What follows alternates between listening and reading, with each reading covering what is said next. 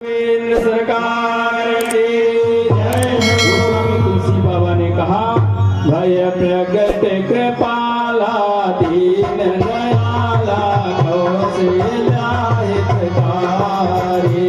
भय प्रगट कृपाला दीन दयाला कौशल्या हितकारी। चित महतारी मुनि मनहारी अद्भुत रूप विचारी। हर सिद्ध महतारी मुनि मनहारी अद्भुत रूप विचारी। लोचन अभिराम तन घनश्यामा, लोचन अभिराम तन घनश्यामा आयुध बुद्धचारी। लोचन बनमाला नयन विशाला शोभा सिंधु करारी। कहा दुई कर जोड़ी स्तुति तोरी विधि करो।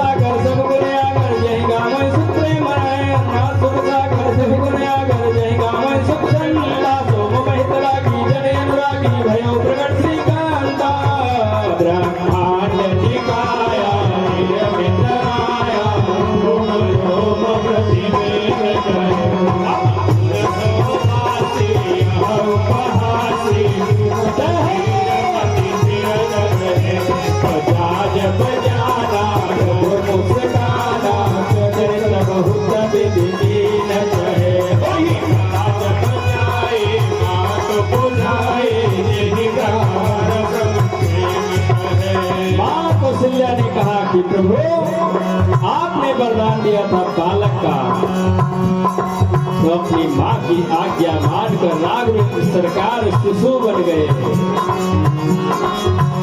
कही कथा सुनाई बात बुझाई, यही प्रकार सुत प्रेम लगे।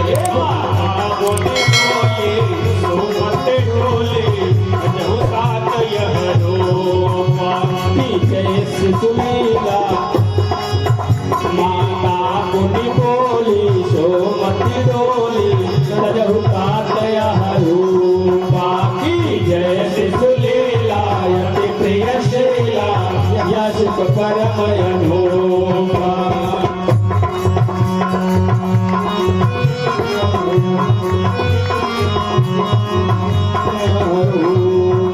सुनि भजन सुजाना रोग नठाना बालक सुरभूपा। यह चरित जगावै हरि पद पावै तेरा करई भवकूपा।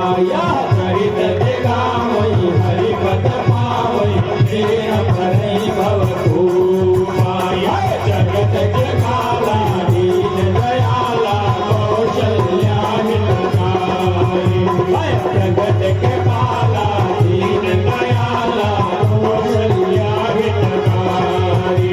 भय प्रगट कृपाला दीन दयाला कौशल्या हितकारी।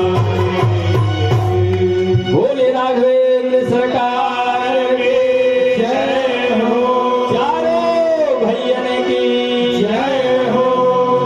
रामचंद्र की आप सबको बहुत बहुत बधाई। यह चरित्र जो गाँव में हरि पद पाव, और जो ये संसार भव सिंधु है, भव सिंधु पार करने के लिए जो भजन करेगा, जो इस छंद को गाएगा, वो भव सिंधु जो भव सागर है उस भक्त के लिए एक कूप के समान हो जाएगा। वो स्वामी जी ने कहा, इतना बड़ा भव सिंधु पार करने के लिए जब भजन करोगे तो ये कूप के समान हो जाएगा और भव से पार हो जाओगे। महाराज दशरथ के यहाँ बहुत आनंद बधाई हो रही है। महाराज दशरथ ने परमानंद पूरी मन राजा कहा, बुलाई बजाओ ऊपर। समय थोड़ा कम है इसलिए संकेत में कथा श्रवण करो। महाराज दशरथ जी वैदिक ब्राह्मणों विद्वानों को बुलाते, भाई नामकरण संस्कार गुरु वशिष्ठ सब लोग आ गए।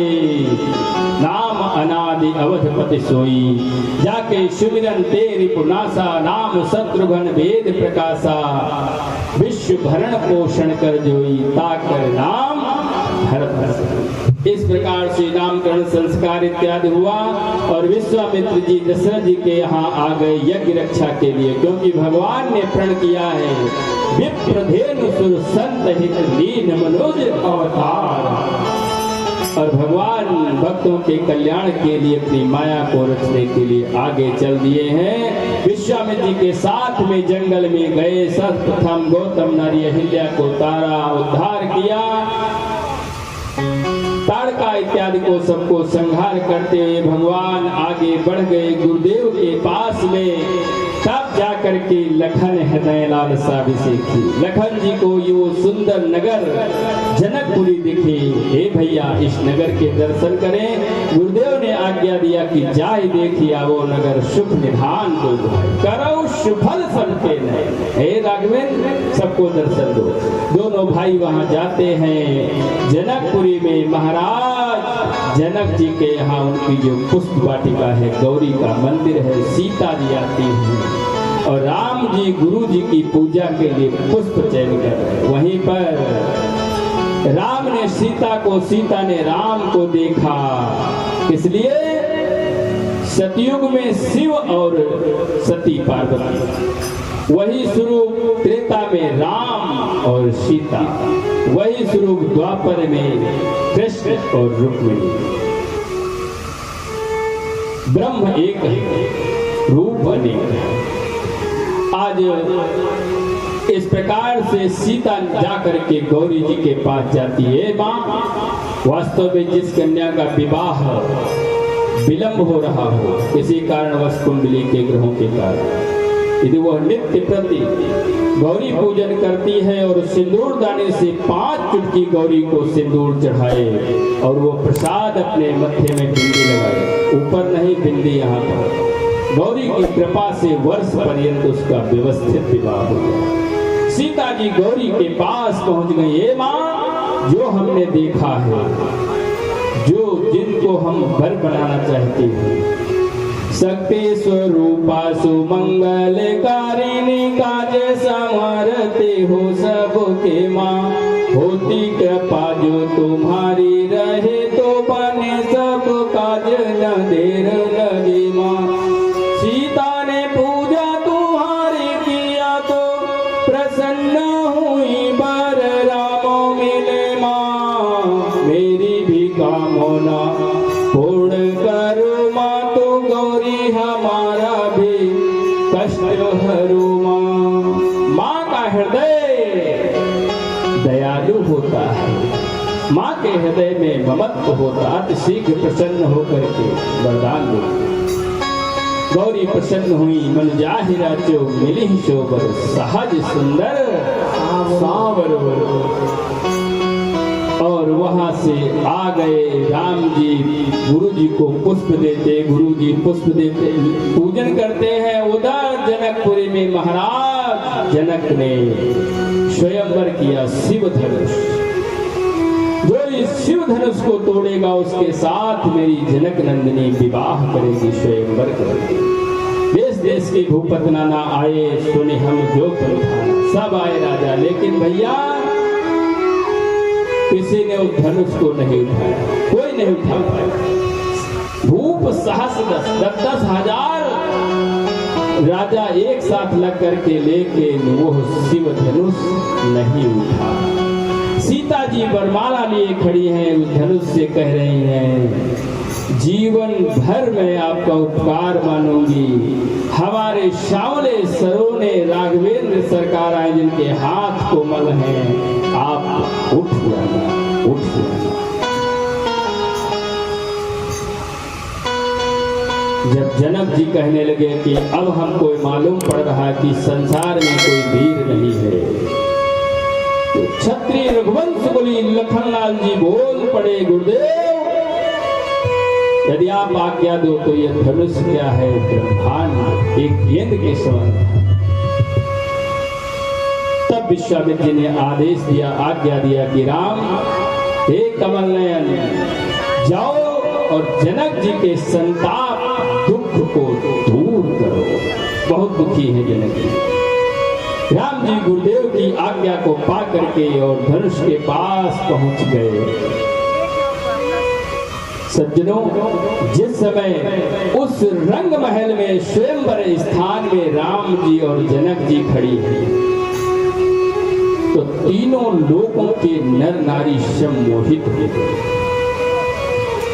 रंग भूमि जब सिय पगुधारी, रंग भूमि जब सिय पगुधारी, देखि रूप मोहे नर नारी।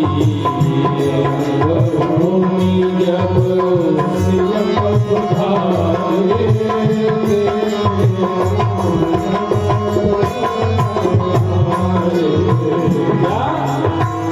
उस स्वयंवर स्थल पे रंग महल में पगुधारी, इस शब्द का आप क्या अर्थ लगाओगे? रंग भूमि जब सिय पगुधारी, यानी सीता जी जब उस रंग महल में पहुंची नहीं, गोस्वामी जी ने बहुत गूढ़ तत्व कहा कि उस रंग महल में सीता जी और पगुधारी राघवेंद्र सरकार, जिनके चरण स्पर्श मात्र से गौतम नारी अहिल्या का उद्धार हो गया, जब चरण स्पर्श कराया तब राघवेंद्र सरकार का नाम पगुधारी था। इसलिए गोस्वामी जी ने बहुत गोपनीय विषय, रंग भूमि जब सिय पगुधारी, देखि रूप मोहे नर नारी। रंग भूमि जब सिय पगुधारी, देखि त्रैलोक के नर नारी सम्मोहित होने लगे। जय जयकार हुआ। सीता जी उस धनुष से कह रही है, भैया अति शीघ्र टूट जाना। और राघवेंद्र सरकार उस धनुष के पास में पहुंच गए और अपने गुरुदेव को, इष्ट को प्रणाम करके और उसको उठा लिया। लेत चढ़ावत खंचत गाढ़ी, काहू न लखा देख सकता। और राघवेंद्र सरकार एक पुष्प की भांति उस धनुष को उठा करके खंडन करके ज्यों ही जमीन में डालते हैं पृथ्वी पर। सीता जी वरमाला लेकर के राघवेंद्र सरकार के गले में डालती। देवताओं ने जय जयकार किया, बोले सियावर रामचंद्र की जय हो। राम लला जय हो, जनक लली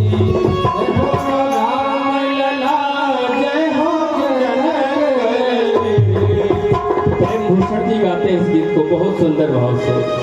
उनका बड़ा गला भैया मीठा है सर, लेकिन कोशिश करेंगे। जय हो राम लला जय हो जनक लली, जय जय लक्ष्मण बजरंग बली, जय लक्ष्मण बजरंग बली, जय जय लक्ष्मण बजरंग बली, लक्ष्मण बजरंग बली।